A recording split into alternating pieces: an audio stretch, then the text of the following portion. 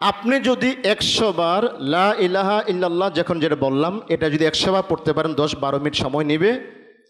ইসমাইল আলাইহিস সালামের সময়ের 10টা দাস কিনলে এবং দাসটা কিনে ছেড়ে দিলে যেই পরিমাণ নেকি হবে সমপরিমাণ নেকি আল্লাহ পাক আপনাকে দিয়ে দিবেন। অথই জলরাশির আঘাতে যে ফেনার সৃষ্টি হয় ওই ফেনা পরিমাণও যদি আমার গুনাহ হয়, আমার পাপ জমে থাকে, সুবহানাল্লাহি ওয়া বিহামদিহি যদি 100 বার পড়ি, সমপরিমাণ গুনাহ যদি হয়, ফেনা পরিমাণ হয়, আল্লাহ পাক ওই গুনাহগুলোকেও ক্ষমা করে দেন। সুবহানাল্লাহ। বহু হিন্দুর আঙ্গিনা আমাদের পা দিতে হয় নানান কারণে। মুসলমানের আঙ্গিনাতে পা দিতেই হয়, পা রাখতেই হয়। ফজরে পরে গিয়ে দেখবেন 10টা মুসলমানের ঘর চেক করলে, পরখ করলে দেখবেন আপনি 9টা ঘরে বন্ধু পাচ্ছেন এরা সবাই ঘুমায়। 10টার মধ্যে 9টাই ঘুমায়, দরজা জানালা বন্ধ, ঘরে কোনো আওয়াজ নাই, শোরগোল নাই, তেলাওয়াতের আওয়াজ নাই, সবাই ঘুমায়। হিন্দু আমাদের দেশে বসবাস করে যারা, 10টা বাড়িতে আপনি হাঁটেন ফজরের পর আপনি 9টাই সজাগ পাবেন। গিয়ে দেখেন, কথার সাথে মিলিয়ে দেখেন, ওনারা সকাল সকাল উঠে যান, এরা তাদের ধর্মীয় রীতি, এরা উঠে যায়, উঠে বাসন কোসন মেজে পরিষ্কার করে প্রাত্যহিক জীবনের কাজগুলো তারা সেই ভোর সকাল 7 সকাল থেকে শুরু করে দেয়। আমরা নিজে দেখেছি এগুলো। আজকে ধর্মীয় দিক থেকে, ধর্মের দিক থেকে আমরা অনেক অনেক পিছিয়ে। তো জিলহজের প্রথম দশক আমাদেরকে বারবার ডাকে, বারবার আহ্বান করে আমরা যেন আগের কৃষ্টি কালচার সভ্যতা থেকে উঠে এসে ইব্রাহিম এবং ইসমাইল সভ্যতার মধ্যে আমরা ফিরে আসি। আহলে হাদিস মার্কাজ কুমিল্লা সঠিক দিন প্রচারের এক অনন্য মাধ্যম। والفرقان الحميد أعوذ بالله من الشيطان الرجيم بسم الله الرحمن الرحيم واصبر نفسك مع الذين يدعون ربهم بالغداة والعشي يريدون وجهه ولا تعد عيناك عنهم تريد زينة الحياة الدنيا ولا تطع من أغفلنا قلبه عن ذكرنا واتبع هواه وكان أمره فرطا وقل الحق من ربكم فمن شاء فليؤمن ومن شاء فليكفر إنا أعتدنا للظالمين نارا أحاط بهم سرادقها وإن يستغيثوا يغاثوا بماء كالمهل يشفي الوجوه بئس الشراب وساءت مرتفقا قال النبي الأمين صلى الله عليه وسلم ما من أيام العمل الصالح فيهن أحب إلى الله من هذه الأيام العشرة قالوا يا رسول الله ولا الجهاد في سبيل الله قال ولا الجهاد في سبيل الله إلا رجل خرج بنفسه وماله فلم يرج بذلك من شيء أو كما قال عليه الصلاة والسلام। সংক্ষিপ্ত হামদ ও সানার পর সম্মানিত সমবেত মুসলিম কেরাম, সম্মানিত উপস্থিতি, আমরা জিলহজ মাসের প্রথম দশকে অবস্থান করছি। যিনি আমাদেরকে জিলহজ মাসের প্রথম দশকের প্রথম জুমাতে এবং একমাত্র জুমা জিলহজের প্রথম দশকের উপস্থিত হওয়ার তৌফিক এনায়েত করেছেন, সে মহামনিবের বারগাহে অবনত মস্তিষ্কে সিজদায়ে শুকর জানাচ্ছি আলহামদুলিল্লাহ। শান্তির ধারা বর্ষিত হোক সৈয়দুল কওনাইন ওয়া সাকলাইন আহমদ মুস্তাফা মুহাম্মদ মুস্তাফা সাল্লাল্লাহু আলাইহি ওয়াসাল্লামের উপর। সম্মানিত উপস্থিতি, জিলহজ মাসের প্রথম দশক উপলক্ষে গত জুমা তার আগের জুমাতে আপনার আলোচনা শুনেছেন। যেহেতু জিলহজ মাসের প্রথম দশক চলমান, আমরা ইনশাল্লাহ ওই বিষয়ে আরও কিছু কথা বলবো এবং সাথে ইনশাল্লাহ কুরবানির মাসাইল নিয়ে কিছু কথা বলার প্রয়াস পাবো। সুবহানাকা লা ইলমা লানা ইল্লা মা আল্লামতানা ইন্নাকা আনতাল আলিমুল হাকিম। সম্মানিত উপস্থিতি, সম্মানিত মুসল্লিবৃন্দ, জিলহজ মাসের প্রথম দশক, জিলহজ মাসের প্রথম দশক হলো হারাম মাসসমূহের অন্তর্গত দিনসমূহের অন্যতম দিন। এই দিনগুলো হলো মহিমান্বিত দিন, সম্মানিত দিন, মর্যাদামণ্ডিত দিন। এই দিনগুলোতে বিবাদ বিসম্বাদ, মারামারি, হানাহানি, কাটাকাটি, জুলুম, শোষণ, নির্যাতন, নিপীড়ন, নিষ্পেষণ এগুলো নিষেধ। যদিও এই কাজগুলো অন্য মাসেও নিষেধ, অন্য মাসেও নিষেধ হলেও বিশেষ করে আরবরা যে যে মতেই থাকুক না কেন, এই মাসগুলোর সম্মানার্থে তারা এই কাজ থেকে বিরত থাকত। সম্মানিত মাস বিধায় এই দিনগুলোকে আমাদেরকে সম্মান করা উচিত এবং দায়িত্ব বটে। সম্মান কিভাবে হয়, কিভাবে করব? একটা কথা আছে, লোকে বলে ভালোবাসি অন্তরেতে নেই, আবার মুখে বলে ভালোবাসি অন্তরেতে নেই। যে রবিউল আউয়াল মাস আসলে রাসূলের প্রেমে দেওয়ানা হয়ে মানুষ অস্থির হয়ে ওঠে। মিছিল, মিটিং, শোভাযাত্রা, শোডাউন, কত কিছু, নবীর প্রেমে তারা দেওয়ানা হয়ে যায়।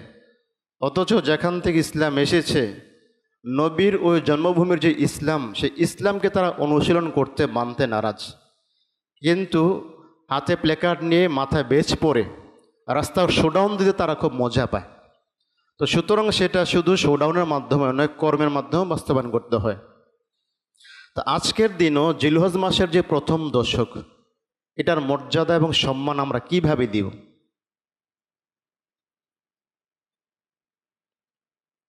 আমাদের মিথ্যা কথা, অসৎ আচরণ, অশোভন কথাবার্তা, এগুলো আমাদের নিয়মিত। এখন আমরা যদি এই মাসের সম্মানার্থে অশোভন আচরণ থেকে নিজেকে ফিরিয়ে রাখি, মিথ্যা কথা বলি, চলেই না আমার এটা ছাড়া, মিথ্যা কথা থেকে বেঁচে থাকলাম, ধোঁকা দেওয়া ছাড়া চলেই না, ধোঁকা থেকে বেঁচে থাকলাম,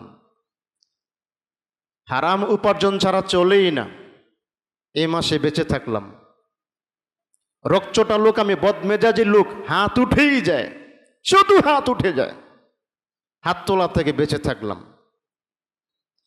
এইভাবে কর্ম এবং আমলগত দিক থেকে নিজেকে পরহেজ করে ওই কর্ম এবং আমলে ফিরে আসাটাই সম্মান দেওয়া, যে কর্ম এবং আমল মুহাম্মদ রাসূলুল্লাহ সাল্লাল্লাহু আলাইহি সাল্লাম করেছেন।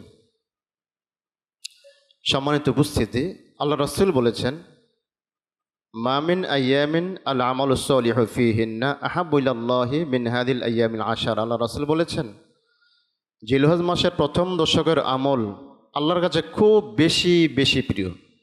হাদিসটি গত জুমা এবং তার আগের জুমায় তো হয়তোবা শুনেছেন, শুনে থাকার কথা। আজকে আবার স্মরণ করে দিচ্ছি, কারণ হলো আজকে জিলহজের প্রথম দশকের 4 নম্বর দিন, আরও বাকি আছে 6 দিন। তো পরবর্তী 6 দিন আমরা যেন একটু নিজেকে সংশোধন করি, সেজন্য আবার হাদিসটিকে স্মরণ করিয়ে দেওয়া। রাসূল বলেছেন, এই মাসের কর্মগুলো খুব বেশি বেশি পছন্দ আল্লাহর কাছে। সাহাবে কেরাম বললেন, ওয়ালাল জিহাদু ফি সাবিলিল্লাহ। রাসূল, জিহাদও নয়? রাসূল বলেন, ওয়ালাল জিহাদু ফি সাবিলিল্লাহ, জিহাদও নয়। সাহাবে কেরাম জিহাদের কথা কেন বললেন? কারণ জিহাদ হলো সর্বোচ্চ চূড়া ইসলামের, এবং সাহাবে কেরাম অভ্যস্ত। জন্মের পরেই তারা দেখেন কাফের, মুশরিক, নাস্তিক, মুরতাদের বিরুদ্ধে লড়তে হবে। যারাই চক্রাঙ্গানি দিচ্ছে, চক্রাঙ্গানিকে প্রতিরোধ করতে হয়, জন্মের পরেই তারা দেখছেন প্রতিরোধ করার জন্য তারা প্রস্তুত হয়ে যাচ্ছেন। এমনকি প্রতিরোধ করতে গিয়ে কেউ হারিয়েছেন তার দাদাকে, কেউ হারিয়েছেন মাকে, কেউ হারিয়েছেন বাবাকে, কেউ হারিয়েছেন বংশের গুরুত্বপূর্ণ ব্যক্তিকে। সুতরাং তারা জানেন জিহাদ মানেই হলো আমার জীবন চলে যাওয়া, বাপের জীবন চলে যাওয়া, ভাইয়ের জীবন চলে যাওয়া, ঘর বাড়ি সব কিছু থেকে আমি এতিম হয়ে যাওয়া, মাহরুম হয়ে যাওয়া। সেজন্য সাহাবা ইকরাম বললেন, ওয়ালাল জিহাদু ফি সাবিলিল্লাহ, জিলহজের প্রথম দশক কি জিহাদের চেয়েও শ্রেষ্ঠতর আমল? আল্লাহ রাসূল বলেন, জি জি জি, জিহাদ থেকেও শ্রেষ্ঠতর।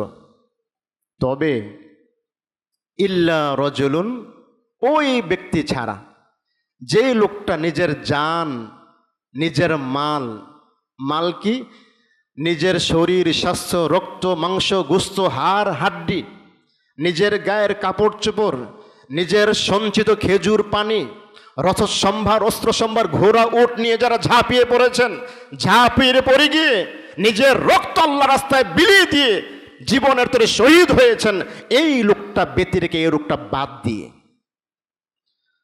যিনি শহীদ হয়ে যান তিনি সর্বোচ্চ চূড়ায় পৌঁছে যান। তারপরের যে স্টেশন, ওই স্টেশনটা হলো আজকের এই আমলগুলো। জিলহজের প্রথম দশকে আমরা যে আমলগুলো করব, পরের স্টেশনের আমলগুলো আমাদের। এখন সেই আমলগুলো কি? আসলে পৃথকভাবে কোনো আমল এটার জন্য নেই, দুই একটা ছাড়া। উল্লেখযোগ্য দুই একটা হলো আরাফার সিয়াম, আরেকটা হলো ইয়ামুন নাহারের কুরবানিটা। এই দুটি নির্দিষ্ট আমল ছাড়া নির্দিষ্ট তেমন আমল নেই। তাহলে কোন আমলগুলো? প্রতিদিনের যে আমল, ঘুম থেকে উঠে রাত্রিতে নিদ্রা যাওয়া পর্যন্ত আমাদের নিত্যদিনের যত শরী কাজ আছে, শরী কার্যকলাপ আছে, সব এটার মধ্যে শামিল। আপনি ঘুম থেকে উঠে বললেন আলহামদুলিল্লাহিল্লাযী আহইয়ানা বা'দা মা আমাতানা ওয়া ইলাইহিন নুশুর। যদি জিলহজের প্রথম দশকে হয়ে যায় দোয়াটা, এটা কবুল। এবং অন্য দিনে যে নেকি আপনি পেয়েছেন, জিলহজের প্রথম দশকে দোয়াটা পড়ার কারণে অধিক অধিক নেকি লাভে আপনি ধন্য হবেন। শুধু এটা না, যত কাজ আছে এই দশকে, অন্য দিনের মতো যত কাজ আছে, যেই কাজটা করেন চক্র বৃদ্ধি হারে নেকি দেওয়া হবে এই মাসগুলোতে, এই দিনগুলোতে। এখন দুই একটা স্পেশালি আমরা আমলের কথা বলি, তারপর আমরা ইনশাআল্লাহ মাসালের দিকে যাব। জিলহজের প্রথম দশক চলে যাচ্ছে, আমরা কে কি আমল করলাম জানি না।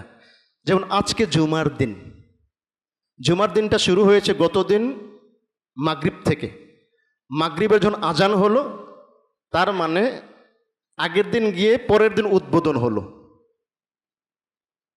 শুক্রবার শুরু হলো। তখন থেকে শুরু করে আজকে আসরের শেষ পর্যন্ত, মাগরিবের আজানের পূর্ব পর্যন্ত শুক্রবার। এই সময় একটা বিশেষ আমল আছে, সূরা আল কাহাফ তিলাওয়াত করা। সূরা কাহাফ তিলাওয়াত করা কারা কারা করেছেন আমরা জানি না। প্রত্যেক শুক্রবার একটা আমল হলো, জুমার আমল হলো সূরা আল কাহাফ তিলাওয়াত করা। গতদিন মাগরিবের পর থেকে শুরু করে আজকে মাগরিবের আগ পর্যন্ত সময়, আপনি যে কোনো মুহূর্তে যে কোনো সময় সুবিধা মতো আপনি পড়বেন। এই আমলটা যদি আমরা করে থাকি, অন্য সময় করলে যেই নেকি, এই মাসে করলে ওই নেকিটার সাথে যোগ্য হবে জিলহজ মাসের বিশেষ নেকি। তারপর প্রতিদিন বাদ ফজর এবং বাদ মাগরিব সূরা আল কাহাফের প্রথম 10 আয়াত কারা কারা পড়ছেন আমরা জানি না। সূরা কাহাফের প্রথম 10, এটা হলো প্রতিদিনের বাদ ফজর বাদ মাগরিব। যদি পড়ে থাকেন, অন্যদিন যে আমলটা থাকলো, নেকিটা থাকলো, সেটার পাশাপাশি জিলহজের প্রথম দশকের যে ফজিলত, সে ফজিলত লাভে আপনি ধন্য হবেন। তারপর আরো কয়েকটা কথা, প্রতিদিন বাদ মাগরিব একটা তাসবিহ আছে, সেটা কি? লা ইলাহা ইল্লাল্লাহু ওয়াহদাহু লা শারীকা লাহু লাহুল মুলকু ওয়া লাহুল হামদু বিয়াদিহিল খায়র ওয়া হুয়া আলা কুল্লি শাইইন কাদির। এটা হলো 10 বার, মাগরিবের পর 10, ফজরের পর 10। আরেকটা তাসবিহ আছে, লা ইলাহা ইল্লাল্লাহু ওয়াহদাহু লা শারীকা লাহু লাহুল মুলকু ওয়া লাহুল হামদু ওয়া হুয়া আলা কুল্লি শাইইন কদির। এটা হলো প্রতিদিন সকালে 100 বার। আরেকটা তাসবিহ আছে সুবহানাল্লাহ, শুধু এটা প্রতিদিন 100 বার সকালবেলাতে। আরেকটা তাসবিহ আছে সুবহানাল্লাহি ওয়া বিহামদিহি, প্রতিদিন সকালে 100 বার। আরেকটা আছে সুবহানাল্লাহিল আযীমি ওয়া বিহামদিহি, প্রতিদিন সকালে 100 বার। এই যে তাসবিহগুলো, এগুলো হলো প্রতিদিনের আমল, শুধু এই দশকের জন্য নির্দিষ্ট নয়, সারা জীবনের জন্য আমল এইগুলো। এখন আমরা কারা কারা পড়ছি এগুলো জানি না, আমরা চেষ্টা করি সারা বছর পড়ার জন্য। আপনাদেরকেও আমরা বলছি এগুলো আমলে নিয়ে আসার জন্য, আমরাও আপনাদেরকে বিনয়ের সাথে অনুরোধ করছি। এখন এগুলো করলে কি হয়? আমরা যদি সুবহানাল্লাহি ওয়া বিহামদিহি আদাদা খালকিহি ওয়া রিদা নাফসিহি, মাসনুন যে দোয়া কালামগুলো আছে সালাতের পরে, এই মাসনুন দোয়াগুলো, আর যেটা বললাম লা ইলাহা ইল্লাল্লাহু ওয়াহদাহু লা শারীকা লাহু লাহুল মুলকু ওয়া লাহুল হামদু ওয়া হুয়া আলা কুল্লি শাইইন কদির, এটা যদি 100 বার পড়েন, আপনি ঘড়ি দেখে পড়েন, দেখেন সর্বোচ্চ 10 মিনিট সময় নেয়, 10 থেকে 12 মিনিট সময় আপনার খরচ হবে, ব্যয় হবে। এটা যদি করেন, ইসমাইল আলাইহিস সালামের সময়ের আজকে যেই ইতিহাস, কুরবানির যে ইতিহাস, পৃথিবীতে যত দাস প্রথা ছিল, যত যুগে দাস প্রথা ছিল, সবচাইতে দামি দাস বেচা কেনা হতো, দুর্ভিক্ষের ন্যায় সময় অতিবাহিত হয়েছিল, দুর্ভিক্ষের ন্যায় সময় অতিবাহিত ছিল ইসমাইল আলাইহিস সালামের সময়ে। ইসমাইলের আগে এবং পরে যত যুগ অতিবাহিত হয়েছে, দাসগুলো বাজারে মোটামুটি সস্তা পাওয়া যেত। দাস কি এখনকার সময় আমরা কাজের ছেলে, কাজের মেয়ে বা বুয়া বলি। আমার ঘরে যারা থাকবে আমি খাওয়াবো, পালবো, লালন পালন করব, রাখবো, তাকে দিয়ে আমি ফায়দা নেব। বাজার থেকে কিনে আনে, এগুলো বেচা কিনা হতো এক সময়। ইসমাইল আলাইহিস সালামের সময়ের যেই বাজারগুলো সবচাইতে দামি এবং উন্নত মানের দাস বেচা কেনা হতো তখনকার সময়। খুব দামি দামি দাস পাওয়া যেত তখন, সস্তা বলতে কিছুই ছিল না, লবণের মতো। 74 মনন্তর ছিল লবণ, মানুষের ক্রয় ক্ষমতার বাহিরে। ঠিক ইসমাইল আলাইহিস সালামের সময়ে দাসগুলো মানুষের ক্রয় ক্ষমতার বাহিরে চলে গিয়েছিল। আপনি যদি 100 বার লা ইলাহা ইল্লাল্লাহ, যখন যেটা বললাম, এটা যদি 100 বার পড়তে পারেন, 10-12 মিনিট সময় নেবে। ইসমাইল আলাইহিস সালামের সময়ের 10টা দাস কিনলে এবং দাসটা কিনে ছেড়ে দিলে যেই পরিমাণ নেকি হবে, সমপরিমাণ নেকি আল্লাহ পাক আপনাকে দিয়ে দিবেন। সুবহানাল্লাহি ওয়া বিহামদিহি। 10টা, একটা দাস কেনার ক্ষমতা মানুষের ছিল না, এটা ক্রয় ক্ষমতার বাহিরে। আপনি 12 মিনিট খরচ করে 100 বার পড়বেন, 10টা দাস কিনে ছেড়ে দিলে যে নেকি হয়, আল্লাহ পাক সেই নেকি আপনাকে দিবেন। তাহলে জিলহজ মাসের প্রথম দশকে আমরা চেষ্টা করব প্রতিদিন সকালে সুবহানাল্লাহ 100 বার গুনে দেখেন, 3 থেকে 4 মিনিট সময় নেবে। লা ইলাহা ইল্লাল্লাহু ওয়াহদাহু লা শারীকা লাহু লাহুল মুলকু ওয়া লাহুল হামদু বিয়াদিহিল খায়র ওয়া হুয়া আলা কুল্লি শাইইন কদির 10 বার সময় নেবে, 2 থেকে 3 মিনিট। তারপর এখন যে তাসবিহটা বললাম 10 থেকে 12 মিনিট। সুবহানাল্লাহি ওয়া বিহামদিহি সুবহানাল্লাহিল আযীম আপনি বলেন 100 বার, সময় নেবে 5 থেকে 7 মিনিট। সুবহানাল্লাহিল আযীমি ওয়া বিহামদিহি এটা যদি পড়েন, সময় নেবে 7 থেকে 8 মিনিট। এবার সুবহানাল্লাহিল আযীমি ওয়া বিহামদিহি যদি পড়েন, এটা কি হয়? অন্যান্য মাসে পড়লে, একবার পড়লে একটা খেজুর গাছ, আমাদের দেশীয় খেজুর গাছ না, আরবের খুরমা নয়, জান্নাতি খেজুর। একবার যদি পড়েন সুবহানাল্লাহিল আযীমি ওয়া বিহামদিহি, অন্যান্য মাসে একটা খেজুর গাছ জান্নাতে আল্লাহ পাক নিজ দায়িত্বে রোপণ করবেন। আর যদি 100 বার পড়েন, 100টা জান্নাতি খেজুর এর চারা আল্লাহ পাক রোপণ করবেন। আর যদি জিলহজের প্রথম দশকে সেটাই মিলে যায়, স্পেশাল যে নেকিগুলো আল্লাহ পাক সাথে যোগ করে আপনাকে দিয়ে দিবেন ইনশাআল্লাহ। এরপরে সুবহানাল্লাহি ওয়া বিহামদিহি সুবহানাল্লাহিল আযীম অথবা সুবহানাল্লাহ বিহামদিহি যদি 100 বার পড়েন, সমুদ্র বা সাগরের যে ফেনা, ঢেউয়ে যে ফেনার সৃষ্টি হয়, আমরা তো সাগর বলতে বুঝি শুধু কক্সবাজার, সাগর মানেই কক্সবাজার। আরো যে কত সাগর লুকায়িত আছে আমাদের লোকচক্ষুর অন্তরালে, আমাদের চোখের আড়ালে, আরো কত মহাসাগর পড়ে আছে আমরা কোনোদিন দেখি নাই, হয়তো দেখবও না। অথই জলরাশির আঘাতে যে ফেনার সৃষ্টি হয়, ওই ফেনা পরিমাণও যদি আমার গুনাহ হয়, আমার পাপ জমে থাকে, সুবহানাল্লাহি ওয়া বিহামদিহি যদি 100 বার পড়ি, সম পরিমাণ গুনাহ যদি হয়, ফেনা পরিমাণ হয়, আল্লাহ পাক ওই গুনাহগুলোকেও ক্ষমা করে দেন। সুবহানাল্লাহ। আল জিলহজের প্রথম দশকে হলে তো কথাই নাই। তো সুতরাং নিয়মিত যে আমলগুলো আমরা করি, এই মাসে সযতনে আন্তরিকতার সাথে যদি আমরা করি, তাসবিহ তাহলিল করি, ইনশাল্লাহ সেগুলো জিলহজের প্রথম দশক হিসেবে আমরা পেয়ে যাব। সেই সাথে এই মাসে অধিক অধিক তওবা ইস্তেগফার। তওবা ইস্তেগফার কি? সালাত পড়ছি, বাস চলে যাচ্ছি, যেই আমি সেই আমি, আমার কোনো পরিবর্তন নাই।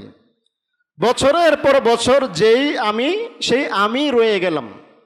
আমার চালচলন, আচার আচরণ, লেনদেন, ব্যবসা বাণিজ্যে আল্লাহ রাসূলের আদর্শ পরিলক্ষিত হয় না, পরিদৃষ্ট হয় না। যেই আমার আচরণ, ওই আচরণে থেকে আছে বছরের পর বছর। যেই লেনদেন, ওই বাজে লেনদেন আজও আছে।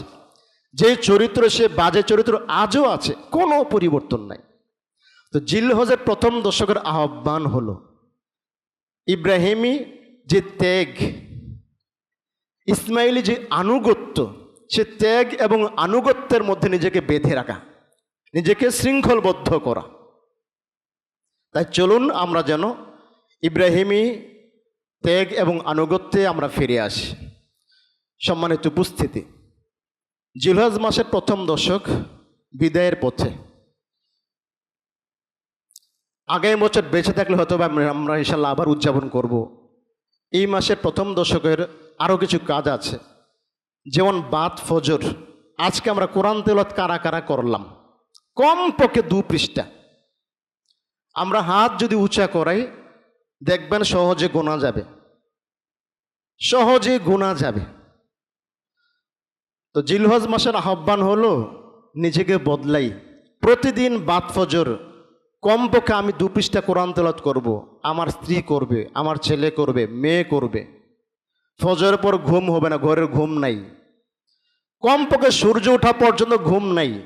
বিশ্রামের প্রয়োজন হইল সূর্য ওঠার পর বিশ্রাম, ফজরের পরে কোনো ঘুম নাই। আপনি দেখেন আমাদের দেশে আমরা যারা যারা বসবাস করি, হিন্দু, মুসলিম, খ্রিস্টান, বৌদ্ধ মিলেমিশে, কারণ আমরা যেহেতু মাঠে ময়দানে কথা বলি, কাজ করি, এগুলো আমাদের অভিজ্ঞতা নিতে হয়। বহু হিন্দুর আঙ্গিনা আমাদের পা দিতে হয় নানান কারণে। মুসলমানের আঙ্গিনাতে পা দিতেই হয়, পা রাখতেই হয়। ফজরে পরে গিয়ে দেখবেন 10টা মুসলমানের ঘর চেক করলে, পরখ করলে দেখবেন আপনি 9টা ঘরে বন্ধ পাচ্ছেন, এরা সবাই ঘুমায়। 10টার মধ্যে 9টাই ঘুমায়, দরজা জানালা বন্ধ, ঘরে কোনো আওয়াজ নাই, শোরগোল নাই, তেলাওয়াতের আওয়াজ নাই, সবাই ঘুমায়। হিন্দু আমাদের দেশে বসবাস করে যারা, 10টা বাড়িতে আপনি হাঁটেন ফজরের পর পর, আপনি 9টায় সজাগ পাবেন। গিয়ে দেখেন, কথার সাথে মিলিয়ে দেখেন, ওনারা সকাল সকাল উঠে যান। এটা তাদের ধর্মীয় রীতি, এরা উঠে যায়। উঠে বাসন কোসন মেজে পরিষ্কার করে প্রাত্যহিক জীবনের কাজগুলো তারা সেই ভোর সকাল 7 সকাল থেকে শুরু করে দেয়। আমরা নিজে দেখেছি এগুলো। আজকে ধর্মীয় দিক থেকে, ধর্মের দিক থেকে আমরা অনেক অনেক পিছিয়ে। অনুশীলন, চর্চা আমাদের মধ্যে নাই বললেই চলে। তো জিলহজের প্রথম দশক আমাদেরকে বারবার ডাকে, বারবার আহ্বান করে আমরা যেন আগের কৃষ্টি কালচার সভ্যতা থেকে উঠে এসে ইব্রাহিম এবং ইসমাইল সভ্যতার মধ্যে আমরা ফিরে আসি। প্রতি বছর আমাদের ডাকে। বাদ ফজর 2 পৃষ্ঠা কমপক্ষে কোরআন তেলাওয়াত, বাদ মাগরিব কমপক্ষে 2 পৃষ্ঠা কোরআন তেলাওয়াত আপনি পড়ুন, সন্তানদেরকে বসান। কোরআন তেলাওয়াত শেষ, এমন আমরা কয়জন থাকবো, কয়জন আছি সূরা ফাতিহাতে আল্লাহ পাক কি বলেছেন অন্তত প্রথম দশক একটু দেখি। এখানে আল্লাহর বক্তব্যটাকে আমরা যে প্রতিটি সালাতের প্রতিটি রাকাতে পড়ি, মাত্র 60টা আয়াত, 60টি আয়াত মাত্র। এখানে কি বলা আছে, কি বক্তব্য, কি চাওয়ার, কি পাওয়ার রয়েছে একটু দেখি পড়ি। এখনো সময় আছে, অর্থগুলো বুঝি। শুধু অর্থই না, যেন ইয়াকা না'বুদু ওয়া ইয়াকা নাস্তাইন অনেকেই পারবেন, আপনারই ইবাদত করি, আপনার কাছেই চাই। এর ভেতরে যে কি রয়েছে, কি আছে, একটু তাফসীরটা খুলে দেখেন। ইহদিনাস সিরাতাল মুস্তাকিম, সবাই পারেন। সহজ সরল সঠিক পথ আমাদেরকে দেখান। সহজ সরল পথ কোনটা, সঠিক পথ কোনটা খুলে দেখেন। অনেক অনেক পথ সেখানে মজুদ রয়েছে। তো জিলহজের প্রথম দশক আপনাকে আমাকে শুধরানো মানবে, শুদ্ধ মানবে পরিবর্তন করার জন্য আহ্বান করছে। সম্মানিত উপস্থিতি, জিলহজ মাসের প্রথম দশকের আর 2টা আমল আমরা বলছি। আগামী মঙ্গলবার, সোমবার দিবাগত রাতে সাহারি খেয়ে মঙ্গলবার দিন আমরা ইনশাল্লাহ সিয়াম পালন করব, আরাফার সিয়াম। এই সিয়ামটা শুধু আমাদের জন্য, আমরা যারা আরাফার বাহিরে থাকবো তাদের জন্য। আরাফায় যারা থাকেন তাদের জন্য নয়, শুধু আমাদের জন্য। যদি আমরা সেই সিয়ামটা পালন করি, এটাতে কি হয়? আল্লাহ রাসূল বলেছেন, ওয়াসিয়ামু ইয়াউমি আরাফাতা আহতাসিবু আলাল্লাহি আইয়ুকাফিরাস সানাতাল্লাতী ক্বাবলাহু ওয়াস সানাতাল্লাতী বা'দা। গত এবং আগত, সামনে বাঁচবো কি না আল্লাহ পাকে ভালো জানেন। আগে এবং পরের 2 বছরের গুনাহগাত আল্লাহ পাক মাফ করে দেন, সুবহানাল্লাহ। তাহলে গত বছরও যারা আমরা রেখেছি, তো গত বছরটা মাফ করলেন এবছর যারা রাখবো এবছর, পরের বছর।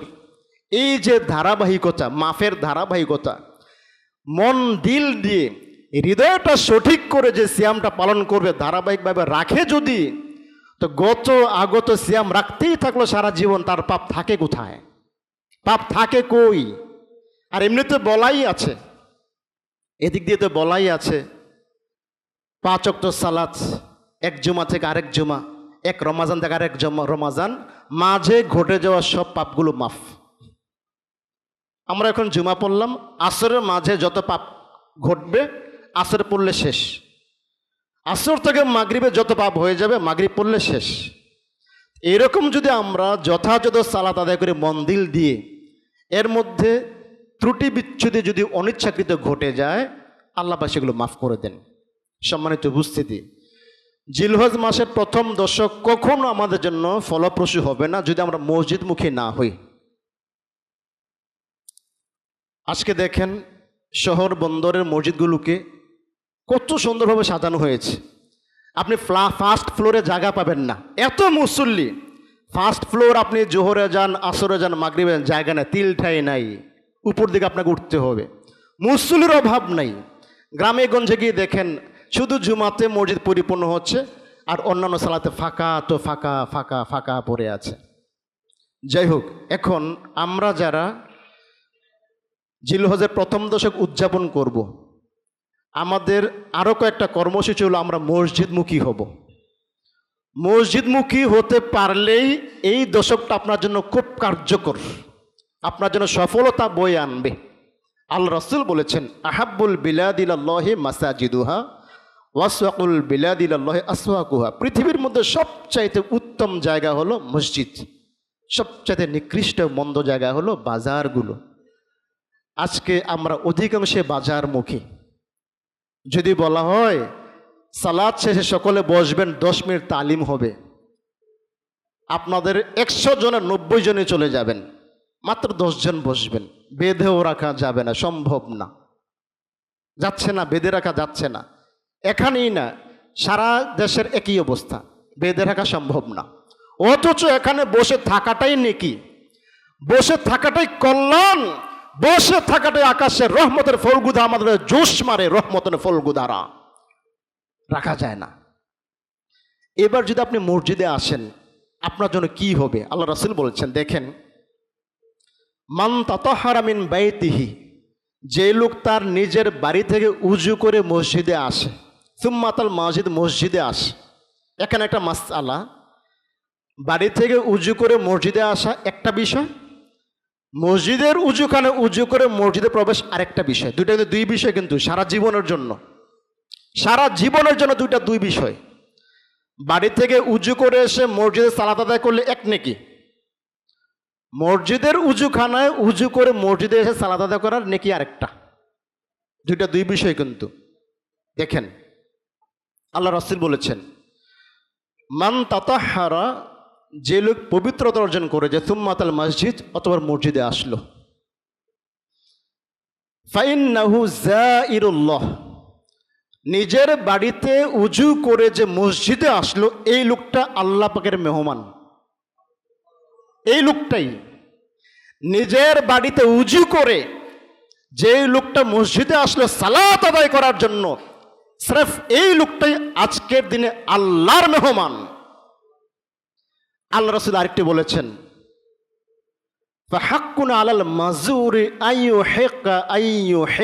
আইয়ুকরিমা আল যায়ের, সুতরাং মেজবানের জন্য দায়িত্ব হলো আরশওয়ালার মেহমানকে সম্মান করা। আজকের দিনে স্বয়ং আল্লাহ পাক হলেন মেজবান। বাড়ি থেকে উজু করে যারা এসেছেন তারা হলেন আরশওয়ালার মেহমান।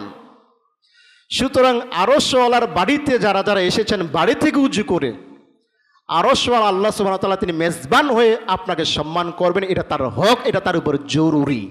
সুবহানাল্লাহ। আরেকটা হাদিস শোনেন, তাহলে এই হাদিসে কি বলা হলো?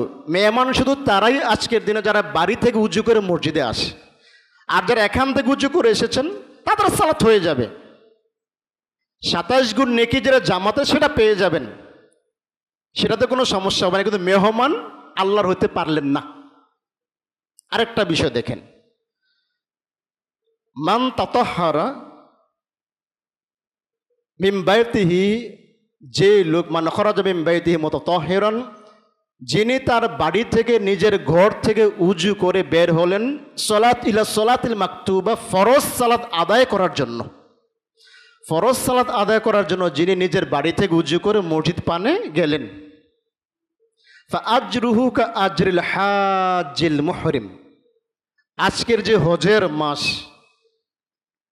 বিশ্বের কত ধনাঢ্য ব্যক্তি ধৈর্যের যে এবাদত, হজ নামের যে ধৈর্যের এবাদত, কষ্টের এবাদত, যে কষ্টের এবাদত করতে গিয়ে আজকে তারা মক্কাতে আছেন, কেউ কেউ মদিনাতে।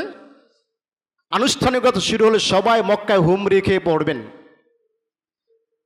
লক্ষ লক্ষ টাকা খরচ করে তারা এহরামের কাপড় বেঁধে হজ করতে গিয়েছেন। হজের নেকি কিন্তু একটাই, মাবরুর হজের নেকি একটা, কিন্তু একটা কি পরিমাণ এটা আল্লাহ পাক ভালো জানেন।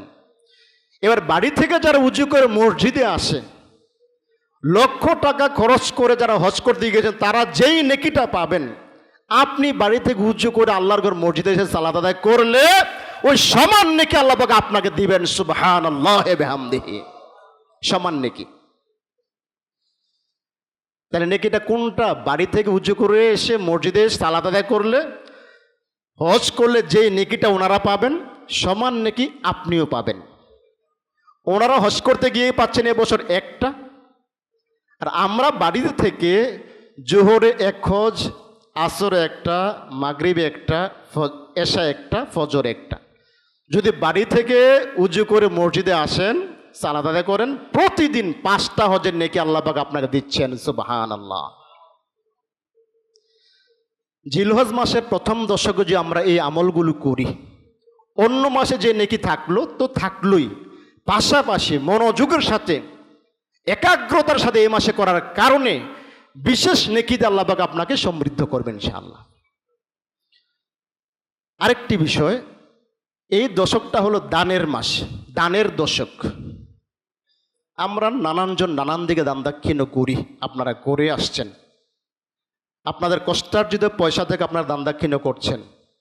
কষ্টের পয়সা দিয়ে আপনারা কুরবানি কিনেছেন বা কিনবেন, কুরবানি দিবেন। কষ্টের পয়সা, আসলেই কষ্টের পয়সা।